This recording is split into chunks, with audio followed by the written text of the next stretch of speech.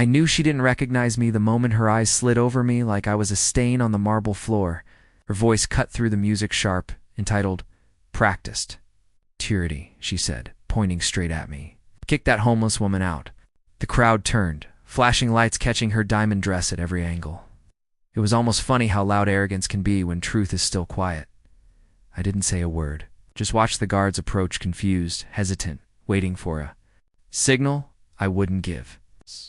Not yet, because she hadn't read the plaque at the entrance. The one with the restaurant name she bragged about hosting her $150,000 birthday party, and she hadn't looked closely enough to see the owner's signature at the bottom. My signature. Not yet. People assume betrayal starts with a moment, a single break, a single scream. But mine began years ago, soft, warm, wrapped in my sister's laughter. She was the golden one, always shining. And I was the one who held the light behind her, the one who stayed late after school to walk her home. The one who worked 2 jobs so she didn't have to choose between college and comfort. The one who believed her when she said, "When I make it, we make it." I was naive enough to think blood meant loyalty. But I started noticing the shift the year I bought my first food truck, small, barely running, but mine. She mocked it, said it smelled like grease and desperation, said I should just marry rich like she planned to. I brushed it off because I still loved her. Then success came not all at once, but in quiet steps. The truck turned into 2. Turned into a small restaurant, small turned into a franchise, investors noticing me.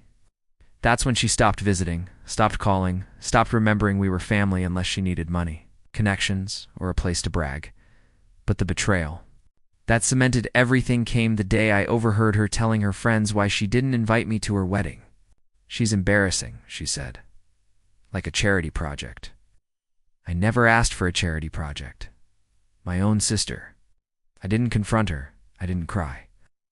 I didn't show up to her wedding, though I was standing outside the venue, hidden, watching. The life she chose without me. Instead, I began planning. Yeah, revenge. Not yet. Distance, silence, growth. I built my restaurants quietly. I reinvested every cent. I expanded. I learned. I sharpened myself like a blade she wouldn't see coming. Years passed. She never asked where I'd been. Then, last month, she announced her extravagant birthday party, lavish, ridiculous, hosted at the newest, most exclusive restaurant in the city. Mine, but she didn't know. She only knew the name of the place, not the name on the ownership documents, not the name on the deed, not the name she told security to throw out. When the guards reached me, one of them finally whispered, "Ma'am, are you sure?" She scoffed. "Do you want me to say it slower?" I stepped forward, calm, every eye locked on me. "I'll go," I said softly, "but she should read the owner's name first." I pointed to the gold plaque by the main entrance. The guards followed my finger. Her friends followed theirs. Finally, my sister turned. I watched the exact second her smile cracked, watched recognition slice through her arrogance. Watched the blood drain from her face when she read the signature, owned by El Reyes, my name.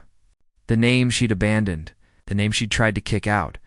People began whispering. Friends looked at her like she'd suddenly become a stranger. The room shifted slow, crushing, inevitable. "Is this your sister?" one of them asked.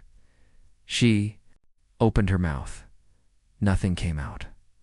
I took one step closer. Just one. "I'm not homeless," I said quietly. "I'm the woman who paid for this building, for this party, for every glass in their hands." Her eyes filled with panic. Finally, something real. "Why didn't you tell me?" she whispered. "I did," I said. "Years ago, you just never listened." Silence. Dropped like a blade. I didn't throw her out. I didn't need to. She excused herself, left her own party, and the guests stayed because they weren't here for her anymore. They were here for the empire, she once mocked. People think revenge is loud, grand, explosive. Mine wasn't. It was built from patience, from quiet nights working while she slept on silk sheets. From every moment she underestimated me as I watched. Her disappear through the doors, small for the first time in her life. I felt something warm settle in my chest. Not anger, not triumph, closure. because she wasn't the sister I lost. She was the lesson I needed. And I finally learned it.